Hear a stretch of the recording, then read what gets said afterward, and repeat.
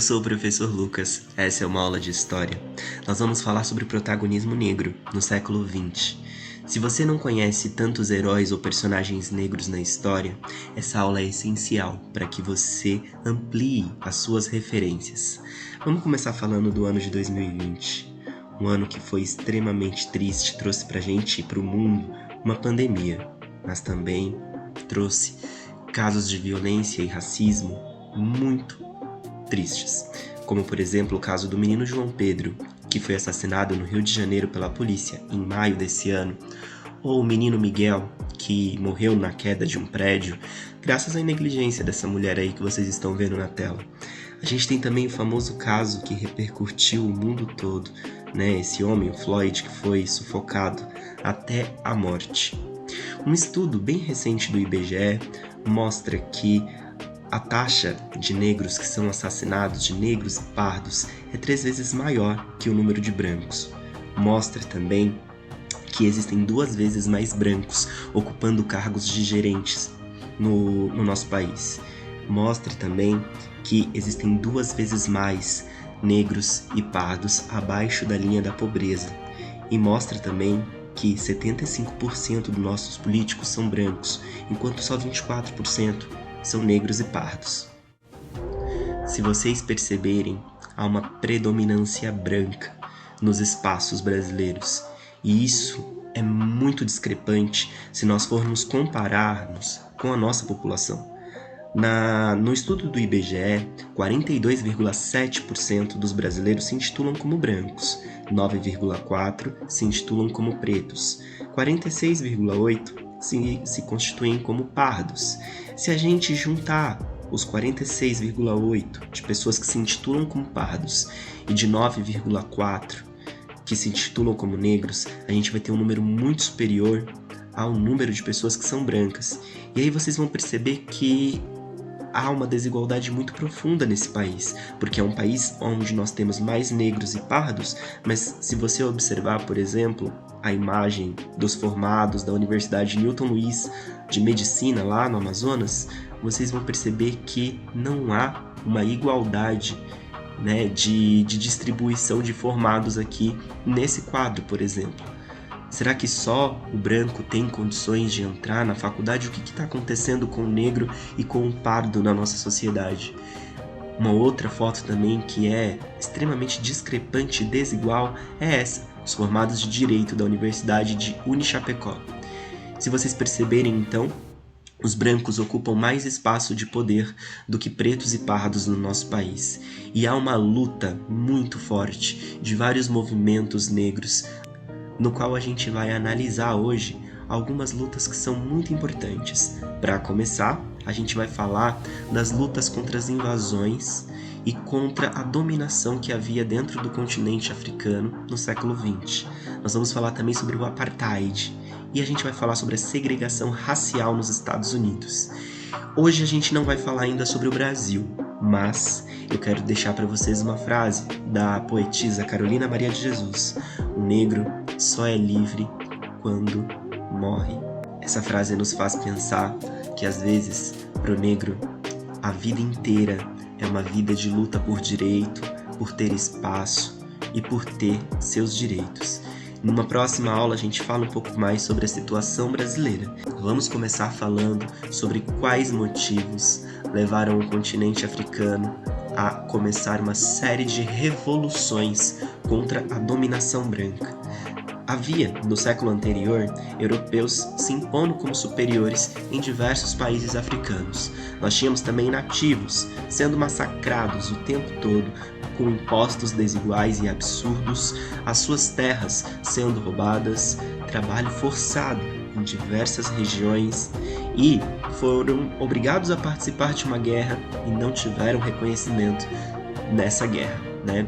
Esse momento histórico no século XX em que a África é constantemente invadida, massacrada e violentada é conhecido como imperialismo. Nós temos na primeira imagem ali, né, um líder que está dividindo o continente africano como se ele fosse um bolo, né, o Otto von Bismarck, que está dirigindo uma conferência com outros países. Esses países invadiram o continente africano e extraíram todas as riquezas, como vocês podem ver mais ou menos ali na segunda imagem, né, uma imagem que só faz a gente pensar um pouco nessa questão. Depois da Segunda Guerra Mundial, os negros, os nativos do continente africano, tiveram uma chance de virar o jogo. E isso porque eles ganharam experiência de batalha, os países europeus ficaram mais fracos, a população branca diminuiu, alguns negros alcançaram o ensino superior e assim nós temos a formação de uma primeira elite negra para contestar essas invasões e para começar um movimento contra a dominação branca no continente africano. Eu estou falando do pan-africanismo. O pan-africanismo é um movimento para conscientizar todo o continente africano, né, e todos os negros que estavam em diáspora pelo mundo. Juntar a comunidade negra numa rede de solidariedade, de ajuda, né? A carta que a ONU, né, levou à frente a partir de 1945, depois da Segunda Guerra Mundial, era uma carta que valorizava e apontava que o mundo e os países deviam lutar pelos direitos humanos. E o movimento pan-africanista vai utilizar algumas ideias dessa carta, né, e vai começar o seu próprio legado, a sua própria história. Na verdade, esse movimento já existia antes das guerras e ele só fica mais forte depois da Segunda Guerra Mundial, buscando uma unidade, buscando unir as lutas de vários grupos negros espalhados não só pelo continente africano, mas por outros lugares do mundo, buscando uma liberdade para que o povo negro tenha sua própria economia, sua própria política e dirija sua própria sociedade. O 5º Congresso do Movimento Pan-Africanista aconteceu na cidade de Manchester, em 1945. Vocês estão vendo aí alguns integrantes desse movimento, né? Depois da Segunda Guerra Mundial, vale lembrar para vocês que as duas grandes potências eram os Estados Unidos e a União Soviética, que, é claro, vão ficar interessados nessa luta de alguns países africanos pela independência. Eles tinham medo que o oponente avançasse e tomasse, né, a sua área ali ou, né, ficasse mais forte, então eles vão auxiliar alguns países na luta contra o seu dominador. Essas lutas aumentam, né, viram manifestações ora pacíficas, ora armadas, tá? Então, por trás de alguns países africanos, vocês vão perceber a ajuda da União Soviética, por trás de alguns países africanos, vocês também vão perceber a ajuda dos Estados Unidos. Além do pan-africanismo, o movimento da negritude, que foi um movimento que nasceu na França, ele também foi um movimento inspirador para que vários negros se unissem contra a dominação branca no continente africano. Os líderes do movimento da negritude são Léopold Senghor, de Senegal, o Aimé Césaire, da Martinica, e o Léon Damas, da Guiana Francesa. Esse movimento já existe desde 1935, e o grande foco era resgatar a arte, a religião e a cultura africana, desconstruir os estereótipos, né, as ideias de que o negro é fracassado, de que o negro não tem, né, qualificação, né, para dirigir sua sociedade, desconstruir todas as ideias de racismo, todos os preconceitos existentes na história, né, e fazer com que o negro não se ceda à cultura branca, mas se assuma enquanto negro, né? Essas ideias elas eram propostas através de textos que apareciam no jornal L'Estudant Noir na França, né, e para todas as comunidades negras aonde se falavam francês. Então o movimento do panafricanismo e o movimento da negritude vão ser força, vão ser motivação para que vários países no continente africano comecem uma revolução pela sua liberdade. Aqui eu coloquei na tela uma fala do Aimé Césaire tentando falar um pouquinho sobre esse movimento da negritude. E percebam que ele diz o seguinte: a negritude aos meus olhos não é uma filosofia, a negritude não é uma metafísica. Para aqueles que não conhecem, metafísica é uma área da filosofia que estuda coisas que não são materiais, que são sobrenaturais, que são mais sensitivas. A negritude não é uma pretensiosa concepção de universo, é uma maneira de viver a história dentro da história. A história de uma comunidade cuja experiência parece em verdade singular, com as suas deportações de populações, com seus deslocamentos de homens de um continente ao outro, suas lembranças distantes, seus restos de culturas assassinadas. Vale dizer que a negritude, no seu estágio inicial, pode ser definida primeiramente como uma tomada de consciência da diferença, como memória, como fidelidade e como solidariedade. O Aimé Césaire aqui chama a atenção para que as pessoas entendam que ser negro é saber que toda a população negra e toda a comunidade negra no mundo tem uma história que é singular, que é única, que é particular, e essa história precisa ser reconhecida, aceita, valorizada, e que os negros precisam tomar consciência dessa diferença, dessa singularidade e dessa particularidade. Bom, a gente vai começar a falar sobre o Quênia. Eu não vou falar de todos os países africanos que proclamaram sua independência, mas eu vou chamar a atenção para alguns como exemplo, né? No Quênia, um grupo armado, conhecido como os Mau Mau, a maioria deles era da etnia Kikuyu, começou um processo de guerra, uma rebelião contra a Inglaterra, que era o seu dominador. A Inglaterra respondeu com uma intensa violência, além de roubar as terras, confinou os negros em campos de concentração, onde eles foram torturados, estuprados, passaram fome, e a grande maioria foi assassinado. Isso tornou-se um grande genocídio, de quenianos. E a Inglaterra, ela acabou sofrendo uma pressão internacional para que ela deixasse de fazer esses crimes, de realizar esses crimes no ambiente queniano. Até que em 1963 eles acabam deixando o líder Jomo Kenyatta afirmar a bandeira do Quênia no lugar da bandeira da Inglaterra. E nascia assim o Quênia, um país que lá em 63 consegue sua independência, é um dos primeiros que consegue conquistar a independência, mas assim, no meio de um cenário totalmente violento, o país começa completamente destruído. O Quênia já conseguiu conquistar muita coisa economicamente, já atraiu a atenção de vários investidores no mundo, mas ainda é um país com uma extrema desigualdade social. Tem cidades em ascensão, como por exemplo a Nairobi, que é a capital do país, mas mesmo com essa ascensão, essa evolução econômica, histórica, dentro do Quênia não existe um grupo cultural só. Nós temos vários grupos culturais, além dos Kikuyu, que eu já citei aqui para vocês, e às vezes esses grupos estão em conflitos, eles têm ideias diferentes e não é fácil para eles viverem em harmonia dentro desse país. Eu deixo aí a sugestão para você conhecer um país talvez muito diferente daquilo que as pessoas procuram. A maioria delas querem conhecer países europeus ou querem conhecer os Estados Unidos. Que tal conhecer Nairobi? Que tal conhecer o Quênia? Um país que tem uma rica diversidade de florestas, tem a cidade de Nairobi, que é uma cidade extremamente badalada, com várias baladas, restaurantes e lugares bacanas para se conhecer. Agora, a gente vai falar um pouquinho sobre dois países que foram dominados por Portugal, que foram colonizados por Portugal, Vamos falar sobre Angola e Moçambique.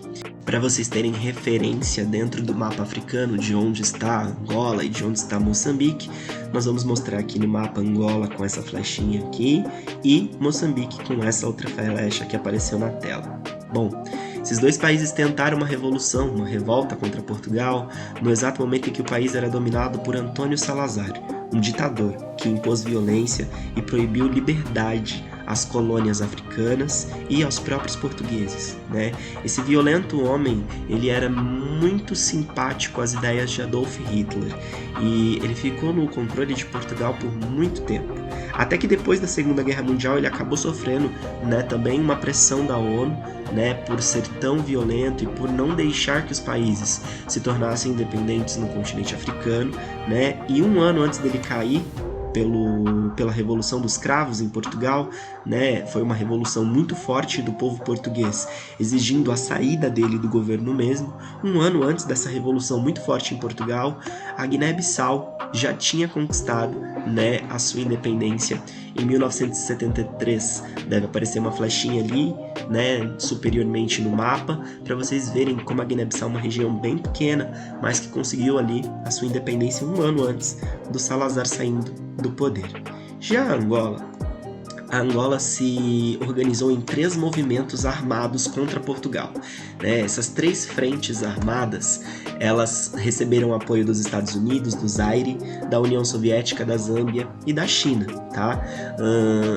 No princípio, Salazar acabou fazendo um acordo com Angola, porque ele percebeu que a comunidade internacional estava apoiando o país e ele não teria, né, capacidade de oprimir, de controlar a revolta. Entretanto, os 3 grupos armados que havia em Portugal lutando pela independência, eles eram 3 grupos muito diferentes. E isso acabou fazendo Angola entrar numa guerra civil, desses 3 movimentos se degladiando para conquistar espaço. O ambiente ficou um ambiente impossível de eleição, né? E aí Portugal acabou intervindo e ficando mais um ano ali na política angolana para poder amenizar o ar de violência que tinha, né? Então o acordo de independência acaba sendo suspenso e por um tempo Portugal fica no controle. A partir de 75, Portugal começa a se retirar do controle, aos poucos passar isso, né, a política para a mão dos próprios angolanos, e atualmente a Angola, né, ela é um país livre, não tem interferência nenhuma de Portugal, mas é um país dividido, né? Esses 3 movimentos eles ainda têm sua força, né, dentro da política da Angola, e por vezes quem está no poder tenta deixar um clima de opressão, de violência mesmo, àqueles que são contrários ao sistema. Então, clima de ditadura, tá? E às vezes, para conquistar o poder, alguns grupos acabam, né, fazendo fraudes políticas. Então, a Angola ainda tem, né, um longo processo para se organizar politicamente, mas já é um país independente, que conquistou sua independência aí a partir de 75, então. Já Moçambique se organizou num movimento só, a Frelimo, contra Portugal, uma guerra que começou em 64, foram 10 anos de guerra, e Moçambique conquistou sua independência a partir de 75, tá? Infelizmente, depois da independência, todos os investidores e todos os empresários foram embora de Moçambique, o que deixou o país extremamente quebrado, sem recursos, né? Um país que nasceu sem nem ter açúcar para se adoçar um café. Então foi um país que foi evoluindo na base da solidariedade. E o país acabou recebendo apoio da União Soviética, né? Mas o país acabou se fechando também só no socialismo e perseguindo, né, até de forma violenta, aqueles grupos que eram opostos ao sistema comunista. Então, ele acabou caindo um pouco nos erros comunistas que a China e que a União Soviética repetia, né? Mas desde os anos 90 para cá, Moçambique vem se reabrindo para a comunidade africana, né? Fazendo alianças com países do próprio continente, né? Numa espécie de transição, talvez para um capitalismo e para uma rede de solidariedade sul-africana. Tanto na Angola quanto em Moçambique, nós temos a presença de poetas que motivaram muito o movimento de liberdade, né? Eles ficaram por trás uma espécie de inspiração do povo, como por exemplo o Agostinho Neto na Angola, o Marcelino dos Santos em Moçambique e o Amílcar Cabral, né? Na região de Cabo Verde, de uma outra região que a gente vai falar um pouquinho agora, que também se tornou independente de Portugal. Né? Amílcar Cabral, um poeta respeitado como herói nacional no Cabo Verde. É pensador e guerrilheiro também, pegou nas armas, né, para participar do movimento armado. E Cabo Verde está nessa regiãozinha aqui, ó, que eu abri no mapa agora para vocês darem uma olhada. Portugal respondeu às lutas do Cabo Verde, né, conhecidas como lutas clandestinas, com assassinatos, sequestros, torturas, mas em 75 Cabo Verde alcança sua independência, né? Tem uma frase, né, que eu acho bacana do Amílcar Cabral para essa aula. Então, se a independência não se traduzir no bem-estar do povo, então essas palavras serão vãs. Depois que a comunidade portuguesa, né, ficou independente, outros países africanos ficaram independentes, o movimento panafricanista ele passou por uma certa divisão, porque os teóricos, né, as pessoas inteligentes que estavam por trás desse movimento de união da comunidade negra, elas começaram a ter 2 opiniões. Né? Esse é o mapa africano antes das independências, quando o continente todo estava dominado por países europeus, né? Uma linha de pensadores do movimento pan-africano dizia que as regiões que se tornaram independentes, elas poderiam ajudar as regiões vizinhas, mas sem interferir. E as culturas dentro dessas regiões independentes também poderiam, né, proclamar a independência étnica do seu espaço e não ficar tão integrado assim, porque o continente africano, quando a gente fala de África, a gente está falando de um continente gigantesco cultural.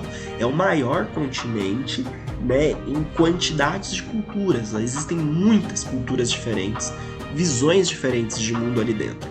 Então Leopold Senghor e os minimalistas acreditavam que, se preciso, né, o continente africano tivesse, por exemplo, tudo isso de região diferente, com várias culturas diferentes, né, seria normal, porque é um continente com muitas culturas.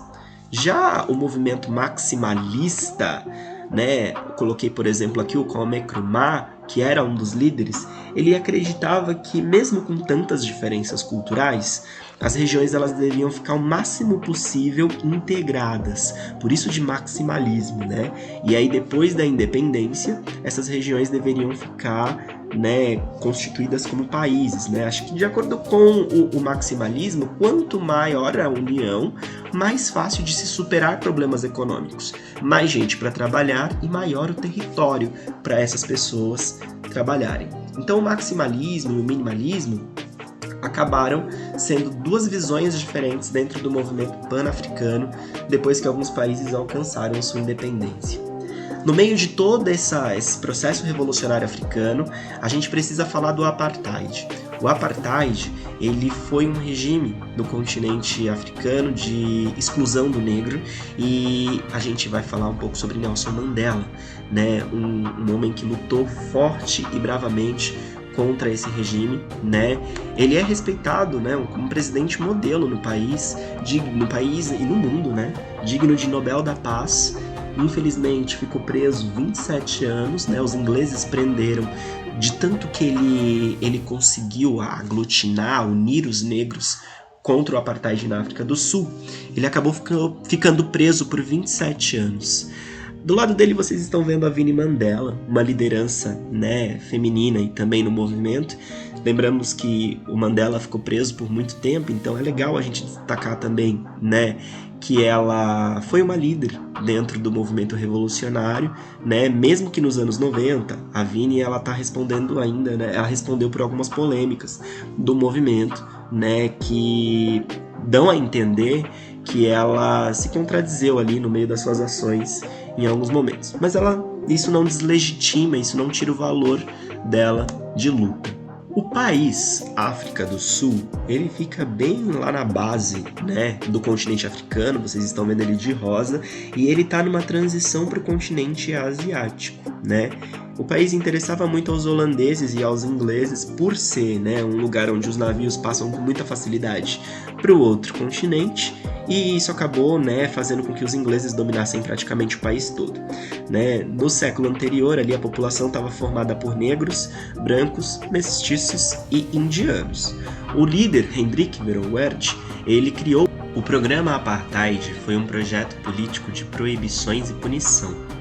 Proibiu o casamento interracial entre negros e brancos, né? Proibiu os negros de ocuparem o espaço dos brancos, portanto, as escolas, os mercados, os bairros, o horário em que as pessoas poderiam caminhar, andar, as praias e clubes, as universidades, todos esses espaços, todos os ambientes, eles eram restritos ou só a negros ou só a brancos, né? E a qualidade e a quantidade de espaços também mudava um pouco, né? A qualidade do espaço para o branco era superior ao espaço do negro, e havia mais opções de ambientes para os brancos estarem do que para os negros estarem. O Verwoerd acabou sendo assassinado. Foram 2 tentativas, né? Ele foi um líder político muito violento, acabou colhendo isso, né? E na primeira tentativa foi um tiro que não deu certo, e na segunda ele foi esfaqueado várias vezes, né? Um radical que estava revoltado, acabou invadindo um momento em que ele estava público assim, e acabou, né, dando várias facadas até que o Vero Verde veio à morte. Mesmo assim, o programa Apartheid continuou, tá, com os próximos líderes políticos, e eu tenho aqui algumas imagens que mostram a tristeza, né, para o povo negro dentro desse programa político. Ali é uma criança estudando de cócoras, num ambiente extremamente quente, sem acesso a minimamente um ventilador. Vocês estão vendo que ela está ali a suor, né? Aqui a gente tem do lado dois negros algemados, porque eles estavam num ambiente exclusivo de brancos. Então, se por acaso eles tivessem que estar ali só em condições de ser algemados. Aqui nós temos alguns mineradores que estavam sendo revistos pelos policiais. Os policiais ordenaram que eles ficassem nus para a revista. A gente tem uma cena, né, de uma apresentação de dança, e a gente tem as cordas, uma corda ali dividindo o espaço do branco e o espaço do negro, e vocês vão perceber que o espaço do branco ele tem uma redezinha ali para proteger do sol, né? O negro não, o negro fica exposto ao sol, exposto à chuva, e relembra um pouco o que eu falei para vocês sobre qualidade, né, do que era oferecido para o branco e qualidade do que era oferecido para o negro. Vocês lembram que eu comecei essa aula falando de violência policial no Rio de Janeiro, né? Aqui nós temos violência policial na África do Sul, né? Imagens cortantes do quanto a polícia inglesa e a polícia sul-africana branca foi violenta com o povo negro. Como que o país, a África do Sul, acabou saindo desse regime apartheid? Existem dois pontos a serem considerados. Para punir a África do Sul, a ONU e os países, né, do mundo inteiro, a comunidade internacional, começou a excluir a África do Sul das relações econômicas. E para exemplificar como isso aconteceu, houve uma conferência mundial contra o racismo em 1978, em que vários empresários foram proibidos de investir na África do Sul, porque a África do Sul estava, né, ainda com esse regime racista tão forte. Internamente, né, o número de mulheres brancas e de pessoas brancas que apoiavam o fim do apartheid na África do Sul aumentou também. E o último governador do apartheid, ele aumentou demais o nível da violência, né? Estamos falando do Peter Willem Botha, e ele acabou sendo o estopim para que a comunidade internacional realmente não investisse mais nesse país e a África quebrasse completamente, né? A África do Sul ficou completamente quebrada economicamente, né? A faixa presidencial foi passada para o F.W. Clerk, e o F.W. Clerk, vendo a situação do país, começou a proibir lei a lei do apartheid, né? Inclusive ordenando a soltura do grande líder do movimento negro, né, Nelson Mandela, que voltou para o movimento, né? As manifestações aumentaram, né, ainda mais, e nas eleições após o F.W. Clerk, depois que a democracia, né, estava realmente regulada no país, Nelson Mandela foi eleito como presidente do país e começou um projeto de reconstrução da África do Sul, né, uma busca por uma África do Sul mais harmoniosa e entre todas as classes, né, e uma África do Sul também que reparasse, né, os erros do apartheid. A África do Sul, ela teve, né, 10 anos de ascensão e hoje é um país que continua, né, economicamente se fortalecendo muito no continente africano. Essa imagem que vocês estão vendo é uma imagem que revela um pouquinho, né, do Harlem do século anterior dos Estados Unidos, um bairro onde a presença negra é muito forte.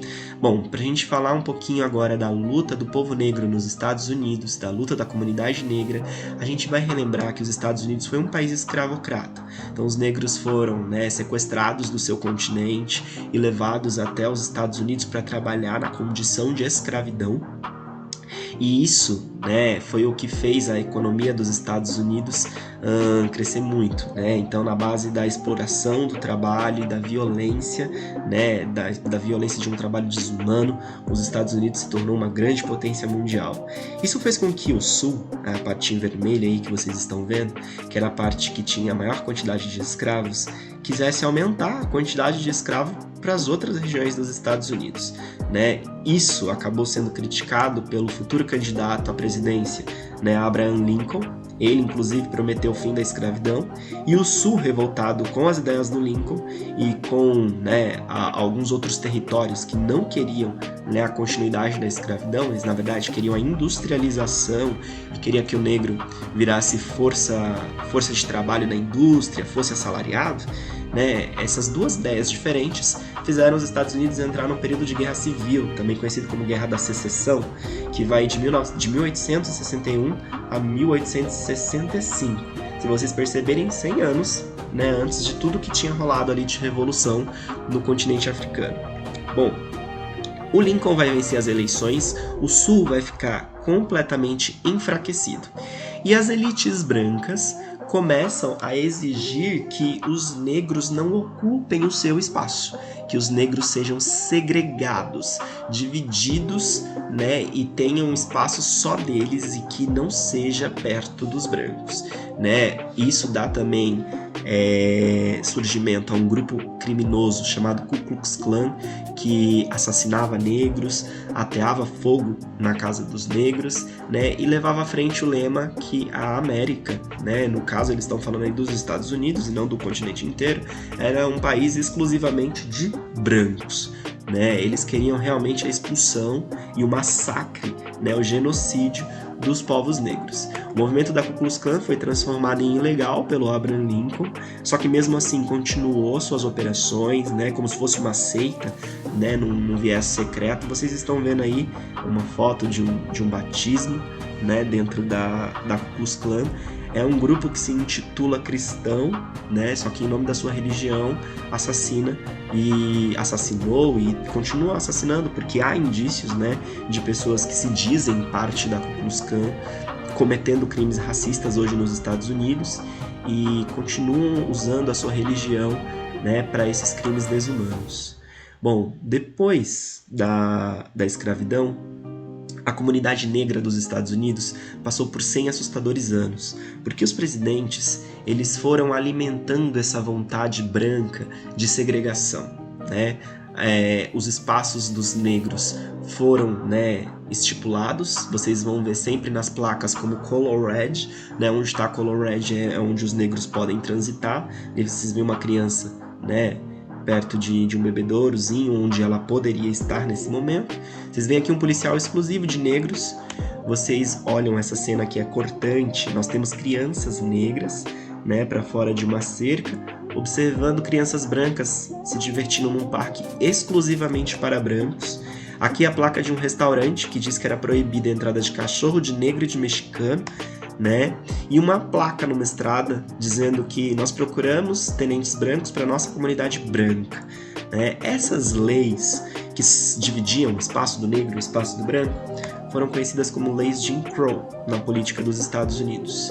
E a partir dos anos 50, a comunidade negra, né, claramente inflada pelo panafricanismo, pelo movimento da negritude, pelo cansaço histórico também de tanto sofrimento e de tanta exploração, a comunidade negra aumenta ainda mais a sua revolta, né? Eu tenho um exemplo histórico que é lindo, né? Uma revolta que é da nossa costureira Rosa Parks, um célebre grande nome da comunidade negra e da luta do movimento negro no mundo.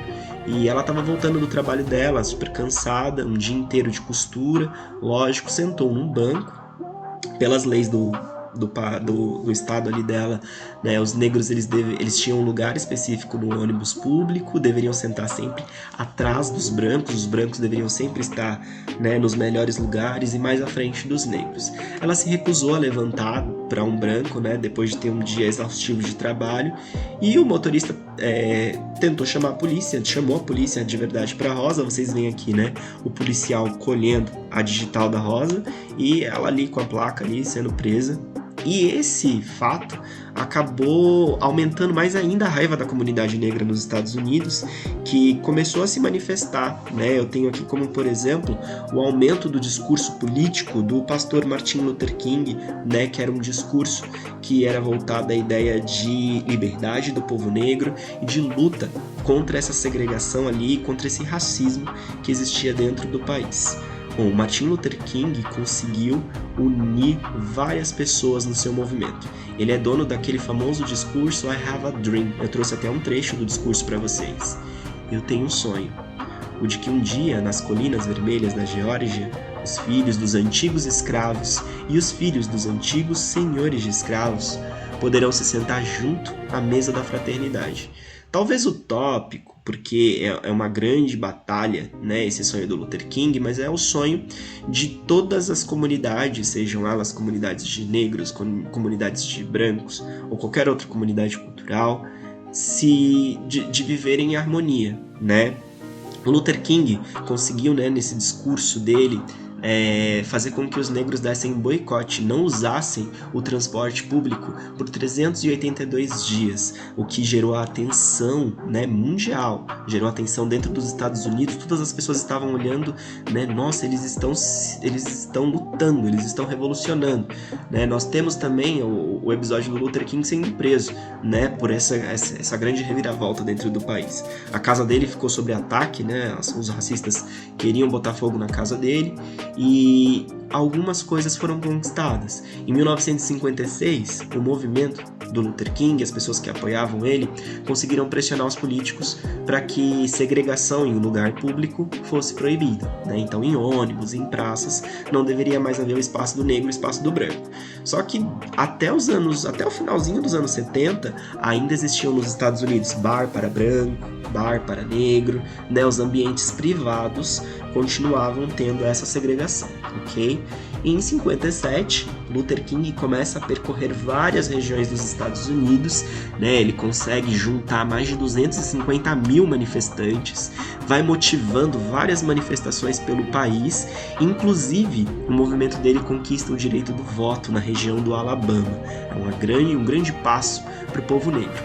Mesmo depois de assassinado, né, depois que o Luther King foi assassinado, a comunidade negra só aumentou a sua luta por espaço, né, e por empoderamento dentro dos Estados Unidos, né? O grupo dos Panteras Negras foi um grupo que surgiu lutando pela segurança do povo negro, que sempre ficou vulnerável à violência policial, aos ataques racistas, né? E os Panteras Negras resolveram montar uma comunidade de apoio, de solidariedade às vítimas de ataque violento, fazendo inclusive vigilância à noite nas ruas para se certificar que os negros conseguiriam chegar em segurança do trabalho para sua casa, né? Essa é a filósofa, né, e ativista Angela Davis, né, falando à frente aí num movimento que está consagrado como, né, uma reunião do movimento Black Power, uma frente, né, de luta da comunidade negra que luta pela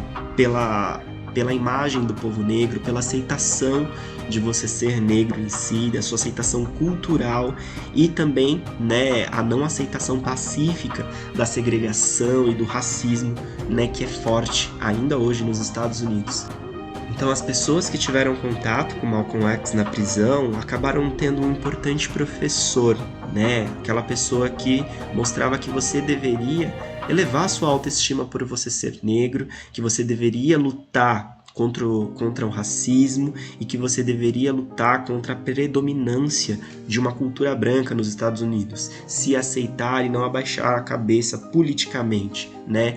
E eu tenho também aqui uma celebridade negra, né, do mundo esportivo e das artes marciais, o Muhammad Ali, que nos anos 80 foi convocado, inclusive, né, pelo país para participar da guerra dos Estados Unidos contra o Vietnã, e eu gosto muito de um posicionamento dele quando ele diz que os vietnamitas não foram racistas com eles, os vietnamitas não fizeram nenhum mal para ele, portanto, ele não tinha motivo nenhum para lutar contra os vietnamitas, né? Isso mostra que o grande inimigo ali da comunidade negra naquele momento, talvez hoje ainda, seja a política branca racista dos Estados Unidos, né? Esse é o grande inimigo, né, que talvez eles teriam que lutar ainda numa forte guerra.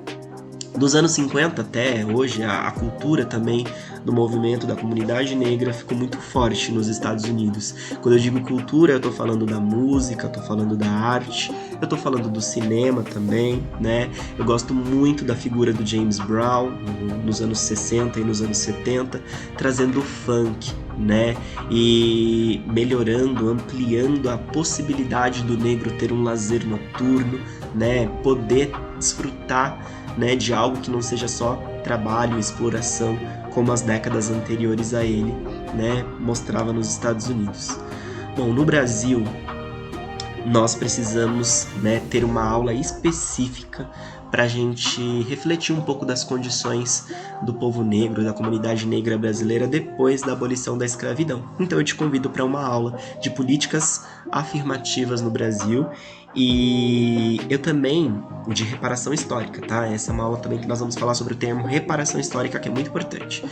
E eu deixo alguns nomes aqui, né, da comunidade negra no Brasil, poucos, é claro, porque eu não tenho muito tempo, mas são nomes importantes, né? Eu já mostrei para vocês a poetisa Carolina de Jesus, né, o poeta Solano Trindade, duas pessoas à frente do movimento negro unificado, né, o intelectual Newton Barbosa e a geógrafa Regina Lúcia, um poeta chamado Adão Ventura, e um nome muito importante, né, a nossa filósofa Djamila Ribeiro, que é um nome, né, muito forte hoje na filosofia e na luta contra o racismo no Brasil. Para finalizar essa aula, eu lembro que eu tô gravando essa aula, né, um pouco depois do falecimento de um grande ator, que é o ator que interpretava o filme Pantera Negra, né. Eu lembro a vocês que o ambiente do cinema, ele ainda é extremamente racista. Vocês vão perceber que há muitos heróis brancos e poucos heróis negros em destaque, né? Felizmente nós tínhamos a figura do Pantera Negra em ascensão, porque ele era um herói negro que estava conquistando cada vez mais espaço, cada vez mais presença, cada vez mais respeito. Infelizmente essa é uma morte que afeta, querendo ou não, a presença do negro no cinema, né? Novamente nós estamos em busca de um novo Pantera Negra, de um novo herói negro para o espaço, e na verdade nós precisamos de mais heróis negros, né, para representar de modo igual a classe heróica. Bom, depois de assistir essa aula de história, eu quero que você comente, né? Comente aqui tudo o que você aprendeu, comente quais, né, o que a comunidade negra conquistou, né, a partir de tudo que você viu nessa aula, o que ela conquistou, mas se você conseguir, comenta também o que ainda precisa ser conquistado pela comunidade negra, seja aqui no Brasil ou no mundo inteiro. Eu encerro essa aula por aqui, um beijo e até a próxima!